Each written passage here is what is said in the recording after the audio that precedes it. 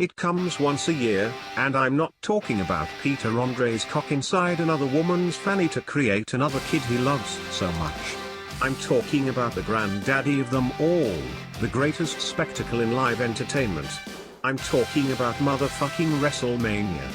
But did the 32nd installment of the biggest show of the year live up to expectations? Another generic spot fest ladder match, with the highlights being Kevin Owens and Sami Zayn whacking fuck out of each other like two drunken men on a Friday night in a shit pub in Dartmouth, Stardust busting out the polka dot ladder in tribute to Dusty, and Sami Zayn unleashing a six-suplex to Owens on a ladder. That was a fucking insane bump he took. The result both shocked and baffled me. I was expecting a Kevin Owens win, and he and Sami Zayn would have an epic feud for the belt. It wasn't to be. Zack Ryder, a replacement for the injured Neville, won the match after knocking The Miz off the ladder. Now what purpose does Zack Ryder winning have? I'm guessing this was a thank you for having to put up with Mojo Rawley for the last year or so, but still. Having Owens retain so he and Zayn could feud would have been miles better. And still, they were about 5 years too late giving the belt to Ryder when he was still hot with the crowd. Ryder has transactional champion written all over him, and he'll drop the belt back to Owens either tonight, or within the next month, which will do nobody any favors. Fucking hell. And now we begin Attitude Era Starmania. This match disappointed me, and really made me wish Jericho would just fuck off now. I saw every spot coming. I even knew Jericho was going to kick out of the Styles Clash. I'm so sick of seeing Jericho come back, have the same bland matches he's been having for the last 10 years, and just go and tour his awful band, before coming back to WWE to do the same thing. In a finish the entire world saw coming, AJ springboarded to a Jericho playing possum, before falling victim to a code breaker. What does Jericho winning fucking achieve? Sure, he's sticking around for a bit, but he's been in the WWE on and off for 17 years and he didn't need that win. And the sad thing is, this was just the start of the baffling booking on this show. The New Day came out of a 20-foot box of Booty-O's cereal and it was the greatest entrance in pro wrestling history.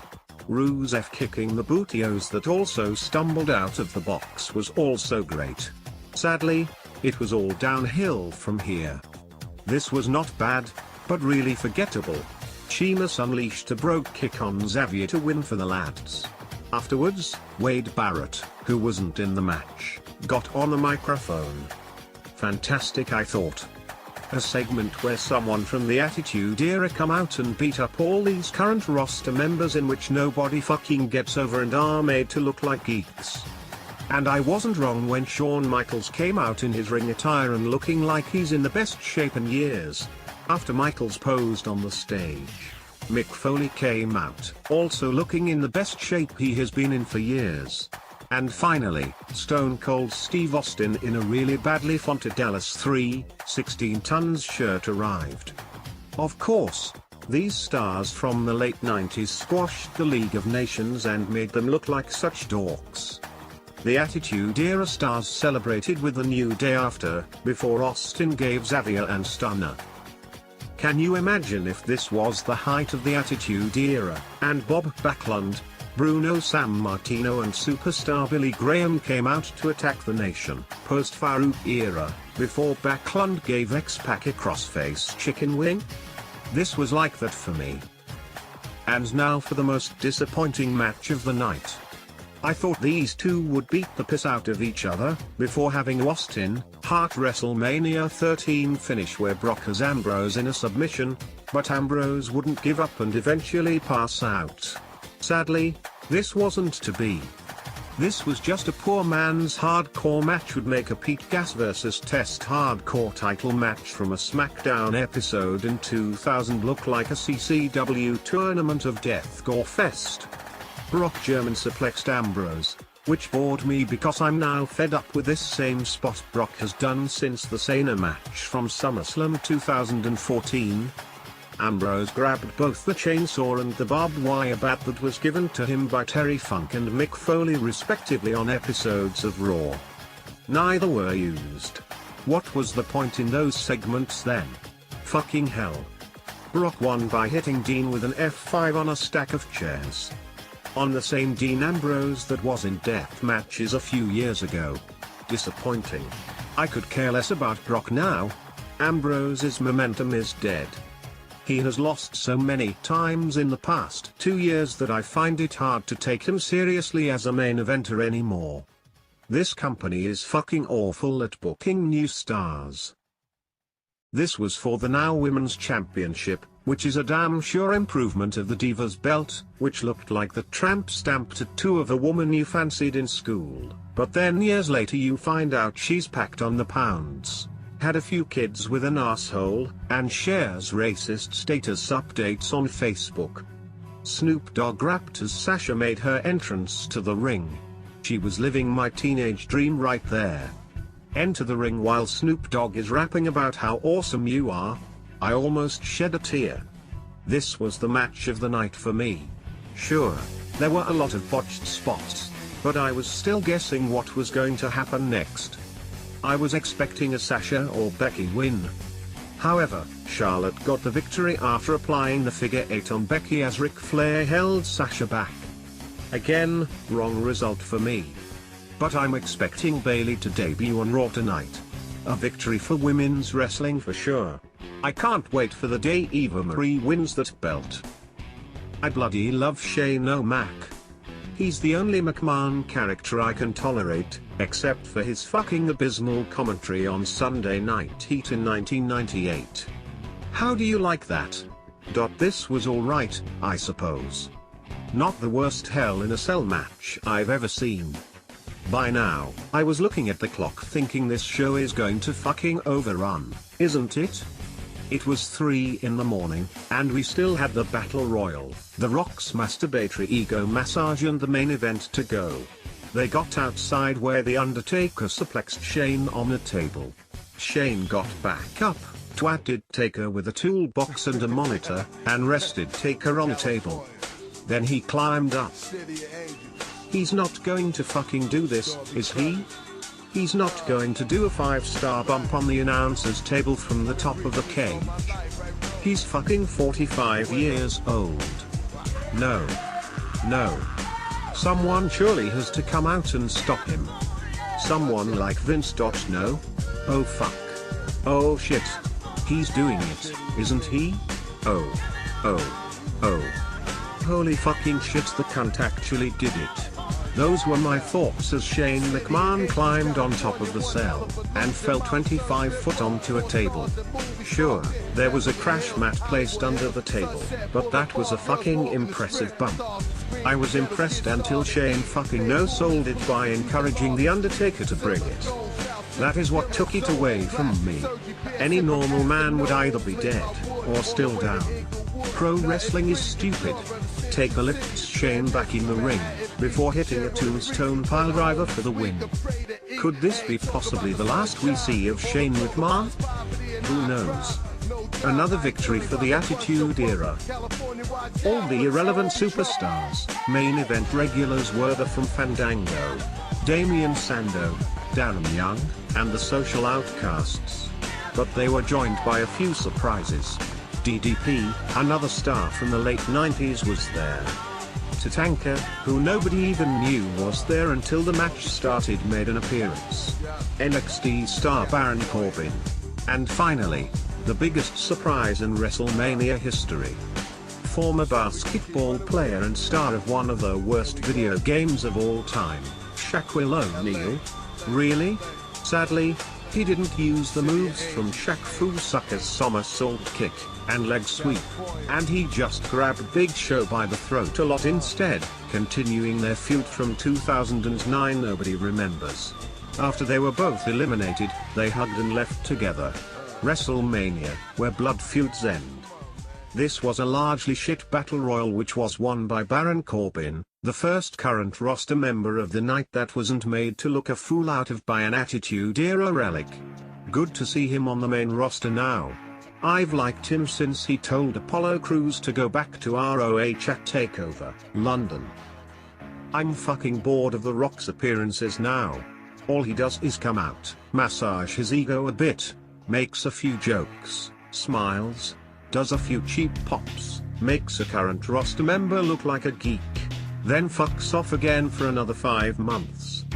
This time, he came out with the Dallas Cowboy cheerleaders, then got a flamethrower and set the word rock written in steel on fire. He came out, and went on and on and on before announcing that WrestleMania hit a new attendance record of 101,000 plus. I thought that's the reason why he rehearsed at 2 AM in the morning for. Just as it was approaching 4 AM, the time WrestleMania usually ends, the Wyatt family came out. Oh joy, more current roster members made to look like losers at the expense of people who were big stars in the 90s. And they wonder why nobody is getting over. Fucking hell, I hate this company. Breakup's a boring promo, before Rock makes a few jokes. I didn't care to listen to them. Rock then announces he's brought his ring gear with him and wants a match with one of the Wyatts. And the most absurd, surreal WrestleMania match of all time happens. This was a WrestleMania match. A match. At WrestleMania. The biggest show of them all. In front of the biggest live attendance in WWE history. The Rock. The most famous WWE wrestler of all time that's not Hulk Hogan. Against Eric Rowan. The second shittest Wyatt family member. At WrestleMania. What in the fuck is going on? Thankfully, this match is only 6 seconds long as The Rock hits Rowan with the rock bottom for the pin. After the Wyatts beat down on Rocky, John Cena makes his return from shoulder surgery and cleans house. The crowd cheers so loudly, then remember it's cool to boo John Cena and decide to boo him. Another victory for a man that was on the cover of WWF WrestleMania 2000 on the N64, a game that was released in 1999. Triple H's big entrance was Stephanie McMahon making some really poor amateur pantomime which looked like Helen Mirren in comparison. Awful, cringe-worthy stuff. Roman's entrance was muted, no doubt to drain out the thunderous boos he was getting. So I knew right there and then he was going over without turning heel. It was getting really late at this point and I was tired. This was like the Halloween Havoc 1998 of WWE shows. I just wanted this show to end. Sadly, these two would go on to have a wishy-washy boring main event. Highlights include Roman Reigns spearing Stephanie, which finally earned Roman a bit of cheers since Stephanie is about as likable and wanted as the death of a loved one. Triple H grabbed a sledgehammer and attempted to twat Reigns, but Reigns ducked and hit the spear for the pin and the WWE World Championship. And then the show ended without Roman heel turn. I fucking hated this show. To me, this just said that the stars from the Attitude Era were the real stars. And they wonder why the ratings are down? Because they book part-timers better than their full-timers. Maybe if they book their full-time roster like they do with the likes of Lesnar, Michaels, and The Rock, people would still watch their wishy-washy shit show. Look at this cover of WWF WrestleMania 2000. Everyone on this show was involved on the show. And this game was released in the year 1999. They have got to stop wanking over the Attitude Era. I can't believe that this was the same company that only 2 days prior put on NXT TakeOver, where Sami Zayn and Shinsuke Nakamura had the match of the year, plus great matches from top to bottom, with the exception of Austin Aries vs Corbin, which was just okay. I still can't believe Vince thinks Roman is the next top guy. Damn it, he will get over eventually. I have no problem with Roman Reigns, except the way he's been made to look like for the past year or so. I can't get behind a man who says suffering succotash or whatever before winking to the camera. I can't get behind a made to look like a fool for the last year. Fuck's sake, seriously, fuck the main show now. I stopped watching anyway because I've had no time to sit through 3 hours of crap every Tuesday, but now I just don't care anymore.